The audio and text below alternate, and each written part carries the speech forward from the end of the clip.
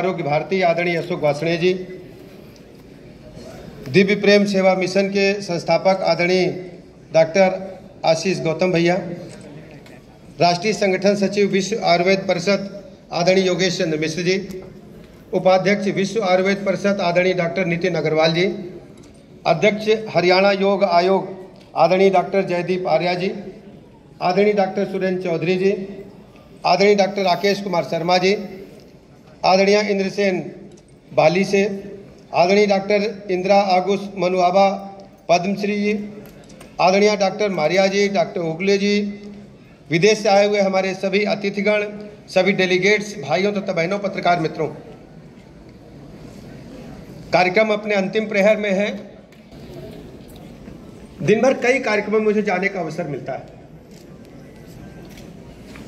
लेकिन ये कार्यक्रम सामान्य कार्यक्रमों से अलग है।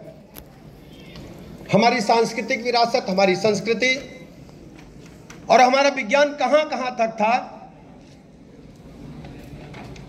ऐसे विचार विभिन्न हमारे बीच में इन 3-4 दिनों में हुए होंगे और कुछ समय हमने भी उद्बोधन में सुना और समझा। दुनिया में चिकित्सा जगत में कभी भी चर्चा आएगा तो सबसे पहले भारतवर्ष से ही शुरू होगा। हमारे वेद विज्ञान में यह तय है को स्वस्थ रखने के लिए हम योग करेंगे और यदि आवश्यकता हुई तो आयुर्वेद का इस्तेमाल करेंगे, और यही हम करके यहां तक पहुंचे। लेकिन हमारी संस्कृति में एक दूसरे को पछाड़ करके आगे निकलने की जो क्षमता डेवलप हुई, उस वजह से हम शॉर्टकट खोजने लगे। जैसे प्रकृति को हमने उलटने का काम किया। बाहर अगर 48 डिग्री टेम्परेचर है तो 16 डिग्री हमने अंदर अपने लिए बना लिया सहूलियत से। हमको अभी आधा घंटे में लखनऊ जाना है तो हमने जहाज बना लिए। हमको पानी चाहिए तो हम हिमालय का छाना हुआ पानी यहीं ले आए, इसके लिए हिमालय जाना पड़ता। हमको इस प्रकार अन्य जो भी वस्तुएं चाहिए हमने प्रकृति से उल्टा करके अपने लिए तैयार कर लिया। जैसे आप देखते हैं यहां प्राकृतिक हवा आ सकती है, प्राकृतिक रोशनी आ सकती है, लेकिन कोई भी रोशनदार हमने नहीं छोड़ा है। और यही चुनौती हमने खुद अपने बुने जाल में फंस गए और हम तैयार हो गए। अगर हम सनलाइट नहीं लेंगे तो जाहिर तौर पर हमारे विटामिन डी की कमी होगी, बीमारी होगी। अगर हम फ्रेश एयर नहीं लेंगे तो ऑक्सीजन की कमी आएगी या विभिन्न प्रकार की दूषित वायु हमारे अंदर प्रवेश करेगी। और बीमार पड़े तो तत्काल अभी दर्द बंद होना चाहिए तो एलोपैथिक डॉक्टर के पास पहुंच गए और कोई रसायन और कोई एसिड हमने कोई केमिकल की दवा ली और खा ली और ठीक हो गए। हम ये भी कर सकते थे,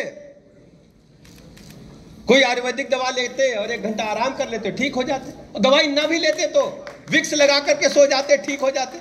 जिसको हम लोग बोलते हैं मेंथा ऑयल लगा लेते, सीधा सीधा मेंथा घास होती है उसको रगड़ते, माथे पे लगा लेते, सो जाते, आधा घंटा बाद अपने आप ही नींद आ जाती। लेकिन अभी चाहिए रिलीफ हमको, हमें काम पर जाना है तो हमने 2-3 गोली पैरासीटामॉल या और भी ढेर सारी दवाइयां इस प्रकार आती है कामीफ्लेम टाइप की, खा के निकल लिए। यही आपाधापी ने हमारे लिए चुनौती खड़ी की है। माननीय प्रधानमंत्री नरेंद्र मोदी जी ने जब से देश की सत्ता संभाली तो हम अपने पुरातन जो हमारी व्यवस्थाएं हैं उस ओर आगे बढ़े हैं। योग पहले था हमारा, लेकिन दुनिया में पहुंचा। माननीय प्रधानमंत्री जी ने यूएन में रखा। अब प्रतिवर्ष हम 21 जून को मनाते हैं। ये भारत की वजह से और मोदी जी की वजह से पूरी दुनिया योग मनाती है। आयुर्वेद हमारा है, इसको कैसे पुनः स्थापित हम करें, मुझे लगता है सार्थक चर्चा हुई है। पहले याद होगा हम लोग छोटे बच्चे थे, खेलते थे, जब पैर अंगूठे में चोट लग जाती थी फुटबॉल खेलते समय तो अम्मा रुई को तवा पर डाल करके देसी घी में वो गरम बना करके उसको पट्टी बांध देती थी, वही ठीक हो जाता था। कहीं टिंचर आयोडीन नहीं लगता था, ना कोई दवा एटीएस लगता था, उसी से हम लोग ठीक हो जाते थे। खांसी आ गई तो तुलसी का पत्ता तोड़ा और उसका अर्क निकाल करके पिला दिया और ठीक हो जाते थे। कुछ लोग प्याज का भी सेवन खांसी से बचने के लिए करते थे, प्याज हम लोगों के घर में खाया नहीं था, हमारे बाबा दादी नहीं खाते थे, तो हम लोग भी प्याज से दूर हो गए। बहुत ढेर ज्यादा खांसी आई तो अदरक का रस निकाल करके दे दिया। पिताजी को खांसी आती थी तो अदरक के छोटे छोटे टुकड़े के अम्मा छोटे छोटे नमक के टुकड़े के साथ दे देती थी, वहां दबाए रहते तो खांसी नहीं आती थी, धीरे धीरे खांसी दूर हो जाती थी। अब तो नमक का टुकड़ा किसी घर में मिलवे नहीं करेगा, अब तो पिसा हुआ नमक आता है। पहले कंकड़ वाला नमक आता था, किसी के पास है ही नहीं। व्यवस्थाएं हमने बदली हैं। मुझे बड़ी प्रसन्नता है कि आयुर्वेद और योग को मिलाकर के इस कार्यशाला का आयोजन हुआ है और इतनी बड़ी संख्या में रजिस्ट्रेशन हुए, 2000-3000 से अधिक पेपर्स बड़ी संख्या में आए हैं। मुझे लगता है अवश्य यहाँ का जो रिसर्च पेपर है वो भारत को आयुर्वेद और योग को आगे बढ़ाने में काम आएगा। मैं आपको भरोसा दिलाता हूँ यहाँ के रिसर्च पेपर्स जो भी हमें प्राप्त होंगे, हम अपने आयुष मंत्री जी से संपर्क करके उनसे लेकर के अपनी सरकार में किस ढंग से उसको हम शामिल करके प्रदेश की जनता के लिए क्या कर सकते हैं, हम जरूर इस पर काम करेंगे। आदरणीय अशोक जी भाई साहब ने कुछ निर्देश हमें दिए हैं, उन निर्देशों को अपनी सरकार में समाहित करने के लिए हम काम करेंगे कि वो निर्देश अगर समाहित कर पाएंगे तो प्रदेश की जनता को फायदा मिलेगा। दरअसल क्या है कि जानते सब हम लोग हैं, लेकिन जल्दबाजी हमको करने नहीं देती। हम सुबह जब उठते हैं तो कहते हैं कि आज नहीं कल से योग जरूर करेंगे, आज तो जरा जल्दी है कल से करेंगे, और रात में सोते समय कहते हैं देखो भाई जगा देना 5 बजे। 5 बजे अगर उठ भी गए, अरे आधा घंटा और सो लेते हैं। दरअसल दिनचर्या को व्यवस्थित ढंग से न चलने देने के लिए ये आपाधापी आप जिम्मेदार नहीं है।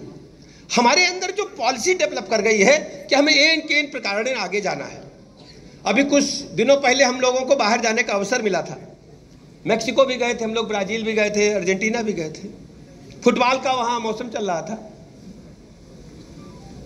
कई लोगों से हमारी मुलाकात हुई, उद्योगपतियों से मिले, नेताओं से भी मिले। तो वहां देखा अगर जेब में पैसा कल का है तो आज काम करने को कोई तैयार नहीं है। शनिवार इतवार को कोई काम ही नहीं करता। लेकिन उत्तर प्रदेश और भारत के लोग इतने जुनूनी हैं, अगर बयाना ले लिए कि करेक बा तो करेक बा, चाहे रात हो के चाहे दिन हो, उलट देते। और ये जुनून हमको आगे ले जा रहा है, हम इस जुनून को अच्छा मानते हैं। आप सोचिए कि उत्तर प्रदेश के बारे में क्या लोग कहते थे कि बीमारू राज्य है, अगर बिहार से और मध्य प्रदेश से और पड़ोसी प्रदेश से लोग आते थे, सड़क खराब मतलब यूपी आ गए बा, रात में अगर बत्ती ना आई बा तो कल यूपी आ गए बा, दिल्ली बॉर्डर से घुसेगा यूपी आ गए बा, लाठी गोली चल रही कहीं तो मतलब यूपी आ गए बा। हम लोग जाते थे कि प्रदेश से बाहर तो यूपी का नाम, हमारे बच्चे जो पढ़ते थे कोचिंग में दिल्ली मुंबई में, तो यूपी का नाम नहीं बताते थे कि कमरा किराया नहीं मिलेगा, कहते थे बवाली लोग हैं कौन पढ़ेगा। लेकिन आज उत्तर प्रदेश को 6 वर्षों में पूरी तरह से उलट दिया गया है। आज सर्वाधिक एक्सप्रेसवेज वाले स्टेट हम हैं, हमारे पास 2,70,000 किलोमीटर पक्की सड़कें हैं, सर्वाधिक एक्सप्रेसवेज हमारे पास है। 75 के 75 जनपदों में बिजली लगातार जा रही है। बेसिक शिक्षा के सारे स्कूल कायाकल्प में मॉन्टेसरी स्कूल से बेहतर बन गए हैं। पंचायत भवन हमारे ऐसे बने सभी गांव में कि डीएम कार्यालय से बेहतर पंचायत भवन बने हैं। स्वास्थ्य सेवाएं हमारी उच्च कोटि की बढ़ रही हैं। आयुष चिकित्सा विद्यालय की आप चर्चा कर रहे थे, आयुष की यूनिवर्सिटी हमारे यहाँ गोरखपुर में बन रही है। कुछ समय के बाद उसको हम अंतिम व्यवस्था की ओर ले जा रहे हैं, बिल्डिंग बनना शुरू है, काम शुरू है। सभी विभागों में बेहतर काम हुआ है। आयुर्वेद में भी अच्छा करेंगे, योग में भी अच्छा करेंगे, आपका आशीर्वाद मिला है, हम एन के एन प्रकार आगे बढ़ेंगे।